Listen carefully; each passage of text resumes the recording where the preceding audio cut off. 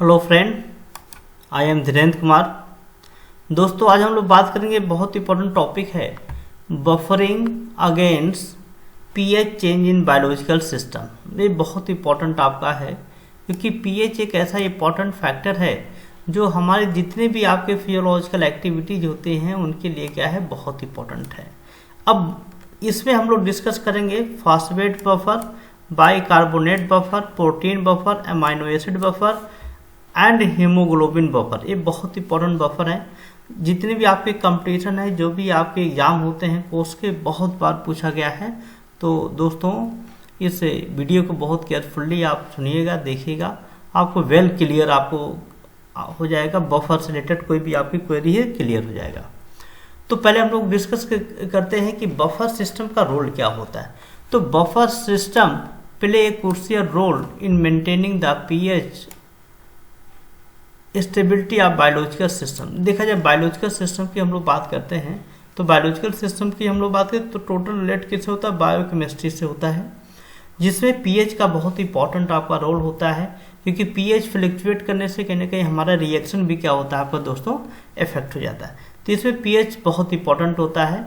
तो pH is measure of the acidity and basicity of the solution and maintain a stable pH is vital for the various biochemical process. देखिए, pH जो measure करता है mainly किसी भी given solution का क्या acidic character है कि बेसिक करेक्टर है, उसका pH कितना होगा। यदि लेस देन 7 है तो एसिड होगा, मोर देन 7 होगा तो क्या हो जाएगा आपका बेस होगा, लेकिन यदि एग्जैक्ट 7 होगा तो उसको बोलेंगे क्या, न्यूट्रल होगा। तो सोल्यूशन के पीएच को भी क्या करता है, वो मेजर करता है। और जितने भी हमारे बॉडी में बायोकेमिकल रिएक्शंस होते हैं उनके लिए भी क्या है आपका इंपॉर्टेंट वर्क होता है। Buffer system in biological system. अब buffer system in biological system कौन कौन से हैं, तो पहले हम लोग बात करते हैं फॉस्फेट बफर सिस्टम। देखा जाए फॉस्फेट बफर सिस्टम जो आपका होता है उसके कंपोनेंट क्या है। पहले हम लोग बात करते हैं कंपोनेंट का। It involve a mixture of di hydrogen phosphate ion and hydrogen phosphate ion. अब इसमें देखा जाए इसका फॉस्फेट बफर सिस्टम का मेन कंपोनेंट क्या है, तो बोलेंगे di hydrogen phosphate ion molecules होते हैं and hydrogen phosphate ion molecule होते हैं, इसका मेन कंपोनेंट होता है। इसका pKa रेंज की हम लोग बात करते हैं। pKa value of phosphoric acid allow the system to function effective in the physiological pH range. इसमें देखा जाए pKa जो वैल्यू आपका होगा, वो जो वैल्यू होगा फॉस्फोरिक एसिड का, वो क्या करेगा, उसका इफेक्टिवली डायरेक्ट फंक्शन होता है किसमें, फिजियोलॉजिकल पीएच रेंज में। बहुत इंपॉर्टेंट होता है उसका pKa वैल्यू, ये आपका क्या है, बहुत इंपॉर्टेंट है। लास्ट वीडियो में हम लोगों ने pKa वैल्यू के बारे में पूरा डिस्कस किया है, उसमें आपको क्लियर हो जाएगा। अब इसका रोल क्या होता है। Phosphate buffer is important in intracellular fluid and renal tubular fluid. It help in buffering the acid and basic component. अब फॉस्फेट जो बफर आपके होता है इंपॉर्टेंट किसके लिए होता है हमारे बॉडी में, तो बोलेंगे इंट्रासेलुलर फ्लूइड में और रीनल ट्यूबुलर फ्लूइड, इसमें जो होते हैं उसमें फॉस्फेट का सबसे इंपॉर्टेंट रोल होता है। ये इसका मेन हेल्प क्या होता है, it help in buffering the acidic and basic component. वो कहने का एसिड और बेसिक कंपोनेंट को क्या करता है, आपको हेल्प करता है, सपोर्ट करता है।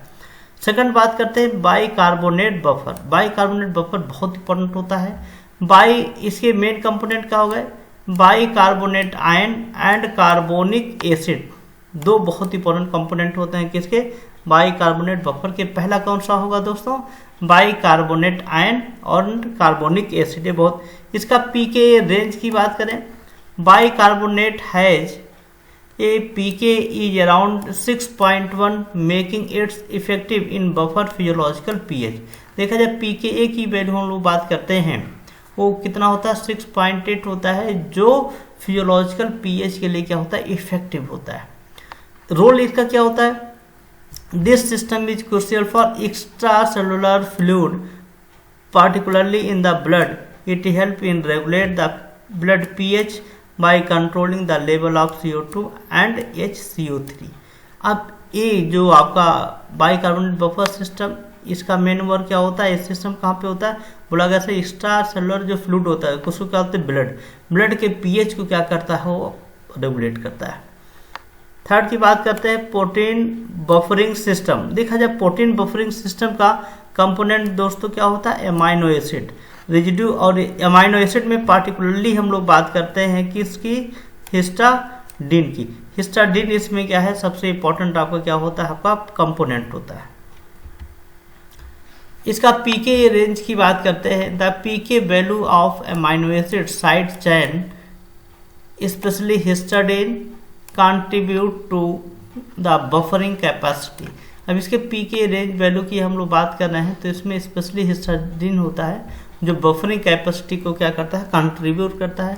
अब इसका रोल क्या है, protein can act as a buffer in intracellular and extracellular fluid. Specially बात करें haemoglobin is the best example of the protein buffer in the blood.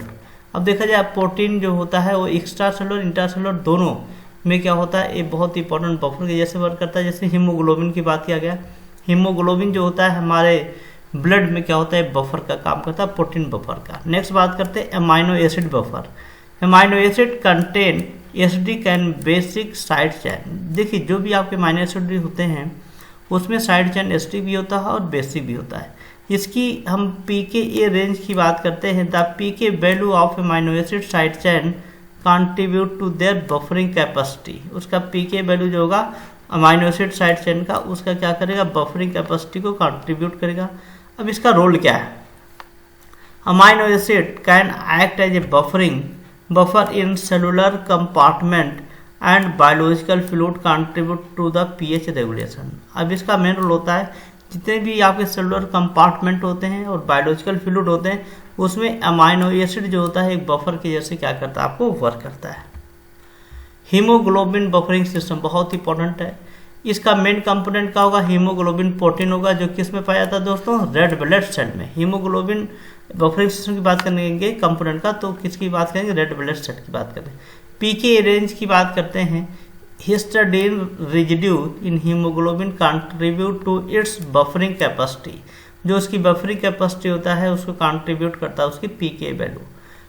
अब इसका रोल की बात करते हैं, haemoglobin help maintain the pH of blood by binding with and releasing hydrogen ion as blood flow through the tissue. अब देखा जाए haemoglobin क्या करता है, मेंटेन करता है पीएच ऑफ द ब्लड को, जिससे क्या होता है आपके मॉलिक्यूल्स हाइड्रोजन मॉलिक्यूल बाइंड होते हैं और ब्लड में क्या होते हैं, फ्लो होते हैं थ्रू टिश्यू। ये बहुत इंपॉर्टेंट क्या है, इसका रोल होता है।